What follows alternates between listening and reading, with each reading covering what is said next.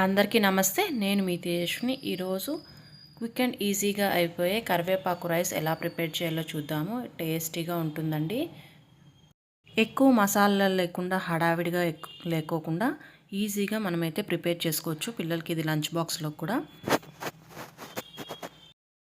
Late చేయకుండా process అయితే start చేసేద్దాము. ఇది తినడం వల్ల కరివేపాకు వల్ల మన జుట్టుకు కానీ కంటికి కానీ చాలా మంచిది కదండి. ఇది న్యూట్రిషనల్ ఫుడ్గానే మనమైతే అనుకోవాలి. ముందుగా అయితే స్టవ్ ఆన్ చేసి బాండ్లీ పెట్టేసుకొని ఒక 2 టేబుల్ స్పూన్ దాకా ఆయిల్ అయితే వేసుకొని ఒక 2 టేబుల్ స్పూన్ దాకా పచ్చిశనగపప్పునైతే వేసుకోండి. అలాగే 2 టేబుల్ స్పూన్ దాకా మినప్పప్పునైతే వేసేసుకుందాము. అవి లైట్గా ఫ్రై అవుతూ ఉండగా మనం ఇక్కడైతే ఒక 5-6 మిరియాలు అయితే వేసుకుందాము. ఘాటు ఎక్కువగా కావాలంటే ఎక్కువగా వేసుకోండి, తక్కువ అంటే తక్కువగానే వేసుకుని ఒక టేబుల్ స్పూన్ దాకా జీలకర్ర అయితే వేసుకొని పప్పులంతా బాగా ఇలా ఫ్రై చేసుకుందాము. ఇలా అన్నీ బాగా వేగిన తర్వాత ఇందులోకి అయితే కారానికి తగ్గట్టుగా ఇక్కడ ఎండుమిరపకాయలు అయితే ఒక 5 అయితే వేసుకున్నానండి. అవి కూడా ఒకసారి ఆయిల్లో ఫ్రై చేసేసుకొని ఇప్పుడు మన మెయిన్ ఇంగ్రీడియంట్ ఇక్కడ కరివేపాకు అండి. ఒక కప్పు దాకా అయితే తీసుకొని మనం ఫ్రై చేసుకున్న పప్పులోకి అయితే వేసేసుకుందాము. ఇలా ఫ్రై చేసుకోవాలి కరివేపాకును మొత్తము. కరివేపాకు అనేది డ్రైగా అయిపోయే వరకు మనమైతే ఫ్రై చేసుకోవాలి. ఒక 2-3 నిమిషాలు అయితే ఫ్రై అయిపోతాయి. ఇదిగోండి ఇలా ఫ్రై అయిన తర్వాత స్టవ్ ఆఫ్ చేసేసుకొని ఇవన్నీ చల్లారి పెట్టేసుకుందాము.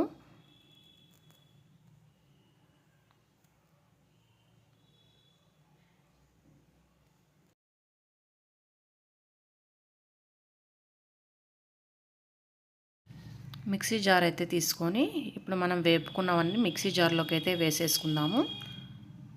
మెత్తగా బ్లెండ్ చేసేసుకుందాము. ఎటువంటి వాటర్ ఏమి యాడ్ చేయని అవసరం లేదు. ఇలా పొడి పొడిగానే పౌడర్ని అయితే ప్రిపేర్ చేసుకోండి. ఇందులోకి అయితే వెల్లుల్లిపాయలు అయితే ఒక 4-5 అయితే వేసుకొని ఇంకొకసారి మూత పెట్టుకొని బ్లెండ్ చేసుకోండి. ఇప్పుడు అదే బాండ్లీలోనే స్టవ్ ఆన్ చేసుకొని బాండ్లీ పెట్టేసుకొని ఒక గరిటె నిండు ఆయిల్ అయితే వేసేసుకోండి. ఆయిల్ బాగా హీట్ ఎక్కిన తర్వాత ఒక ఉల్లిపాయ అయితే ఇలా తరిగి వేసేసుకోండి. ఉల్లిపాయ బాగా మగ్గిన తర్వాత ఇందులోకి అయితే పల్లీలు అండి ఒక 1/2 కప్ దాకా వేసుకున్నాను.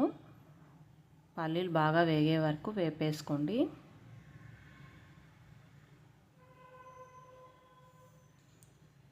ఇలా వేగిన తర్వాత ఇందులోకి 2-3 పచ్చిమిర్చి చీలికలు అయితే యాడ్ చేసుకుందాము. అలాగే కొద్ది కరివేపాకు అయితే వేసుకొని ఇంకొకసారి అన్నీ బాగా మిక్స్ చేసేసుకొని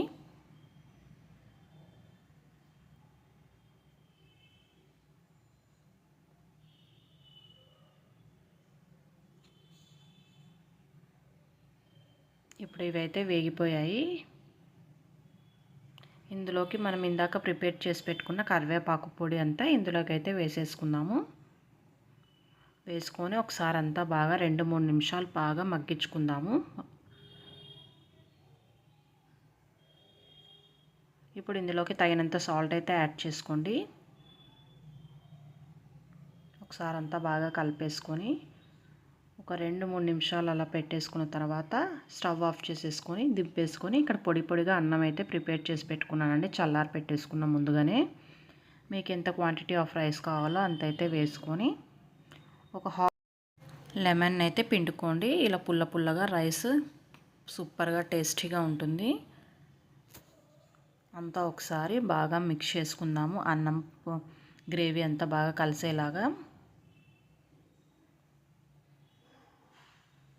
ఇలా అంతా మొత్తం కలిపేసుకుంటే మన టేస్టీ అయిన కరివేపాకు రైస్ అయితే ప్రిపేర్ అయిపోతుంది. ఇలా పిల్లలకి పెట్టడం వల్ల కరివేపాకు ఎప్పుడైనా కర్రీస్లో వస్తేనే తీసి పడేస్తారు. వీక్లీ వన్స్ అయినా ఇలా కరివేపాకు రైస్ చేసి పెట్టండి. వాళ్ళ కంటికి కానీ జుట్టుకు కానీ చాలా మంచిది. మీకు ఈ వీడియో నచ్చినట్టయితే మర్చిపోకుండా సబ్స్క్రైబ్ చేయండి, ఛానల్ లైక్ చేయండి, షేర్ చేయండి. Thank you so much for watching this video. మీరు కూడా ట్రై చేసి కామెంట్ సెక్షన్లో ఎలా కుదిరిందో కామెంట్ చేయడం మాత్రం మర్చిపోకండి.